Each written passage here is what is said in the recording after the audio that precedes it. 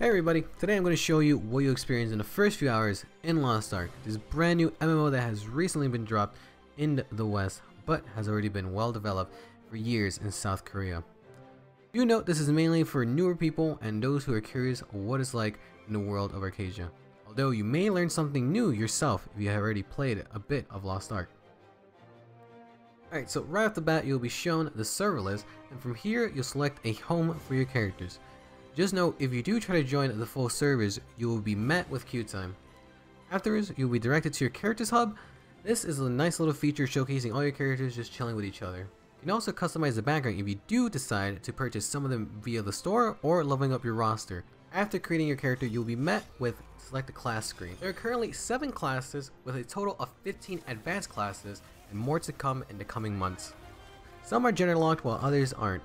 For the characters that aren't gender locked, their movesets are a bit modified, but their overall feel are both the same.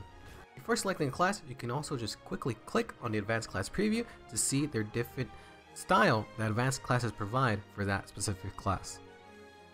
So just pick whatever you think is the best for yourself, whether it be looks or gameplay style. The customization is really nice, gives you a decent amount of freedom to create the character you want them to look. As you can see here, it's mainly all facial customizations though. After all the cutscenes, you would then be greeted by a testing arena, which you can then change back and forth between the advanced classes if that class has multiple of them. Right here, it will give you a taste of what you'll experience later in the game surrounding your class.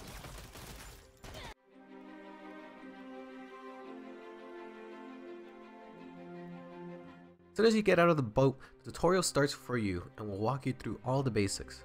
This tutorial roughly takes 15 to 30 minutes depending if you read and watch all the stuff. It does give an option to skip. The only thing you'll miss out is on a headpiece gear that can easily be replaceable during your leveling process. The UI will also be present and may be overwhelming if you start looking around, so we'll talk about that in a bit. Here I'll show you a bit of what you experience in the tutorial. You'll reach the end of it once you encounter Armin and escort him to your first main hub, Prideholme. You'll be coming in and out of here for quite a bit of your leveling. Here's the first zone. You can start interacting with the many travelers that will be experiencing everything Arcadia has to offer, like yourself. I'm going to walk you through some of the UI stuff since there is a lot that will be presented off the bat. First off, showing how to add your friend's character, then add them to your roster since this is a new feature. Adding them to a roster secures all their characters in one spot other than adding every single one of them if they choose to make multiple. So first you'll be adding their character, then after they accept it, right click on their name and add to roster. Easy as that.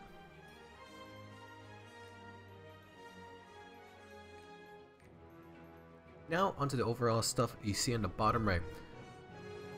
They're all the same as if you were to press the escape key as you see. It's important to just memorize where stuff is at the bottom or their quick keys. I'm only going to mainly point out the beginning important ones I believe you should get familiar right off the bat. The first up is a store where you can spend royal crystals, the IRL currency, or the blue crystals that are acquired by exchanging gold if you don't wish to use real money. Next up is roster tab. The only thing you'll probably be interacting the most from this at the beginning are your titles and roster info. Titles just give some prefix to your name and side bonuses for later things called rapports. Now the roster info is the main one, which will show your overall bonuses that spread across all characters. It also gives special rewards, like I said earlier, wallpapers for that beginning screen. Now, in the character section, you'll for sure be coming in and out of the combat skills screen, switching skills and checking out different variations of ability combos. Next is your inventory, which has all your stuff, pretty self-explanatory. It will also contain a bonus pet tab for more space if you have a crystalline aura active. After this is your character profile, which shows all the slots for gear and weapons, plus includes your overall stats for that character.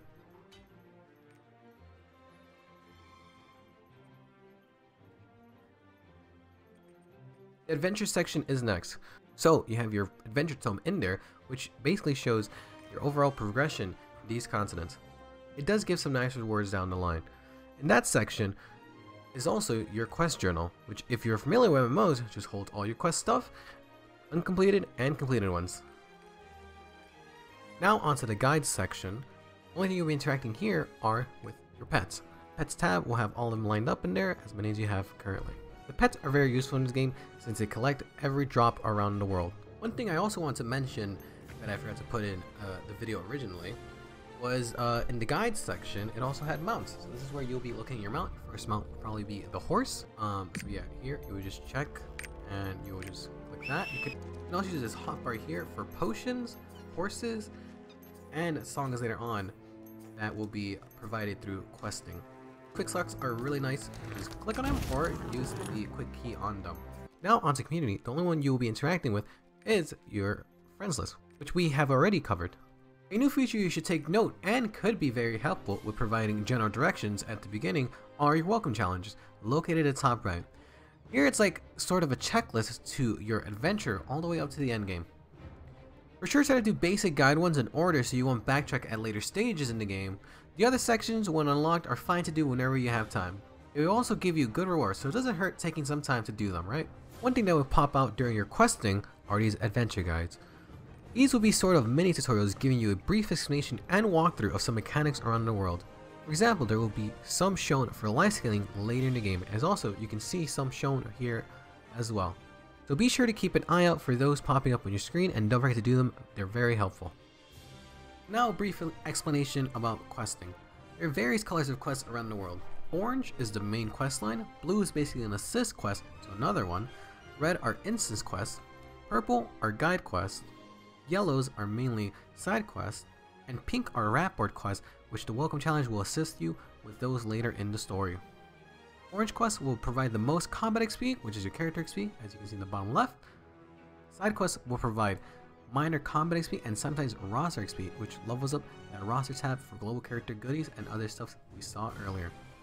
Blue, minor combat XP, red, minor combat XP, purple, mainly roster XP, and pink, mainly rapport XP for that specific character. Also want to point out that side quests will level up the continent percentage, as you can see here in the adventure tome. Also do note that every quest that allows you to explore around the world with other people, you're able to do that with your friends as well.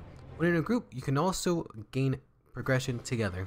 As you continue questing, dungeons will pop up. You can enter them with a matchmade party or pre-made. They also have normal and hard difficulties. The first 3 dungeons are small, but that's to get yourself accustomed to their nature. In these first 3 dungeons, you will be introduced to common mechanics that will later evolve in future dungeons down the line. For sure look forward to the dungeon called Mariah Ruins. This one will shine and make you look forward to the others down the line as well. Now, during these normal dungeons, one thing you should take note is that they will have Makokos hiding around, a world collectible that will send you on an adventure everywhere around Arcadia. You can check how many there are by clicking M to open your big map. So that is all you will be experiencing in the first few hours of Lost Ark. Hopefully you have learned and taken note of some important stuff for your adventure. Thank you for watching, and if you have any questions about Lost Ark, I'll be happy to answer them in the comments below. I'm also on Twitch, so you can ask me questions live there, or would like to watch someone new to the world of Arcadia, as I am that someone. Been waiting for this game for 3 years, and I'm really happy it's finally here. Anyway, thanks once again for watching, and I'll catch you guys on the next one.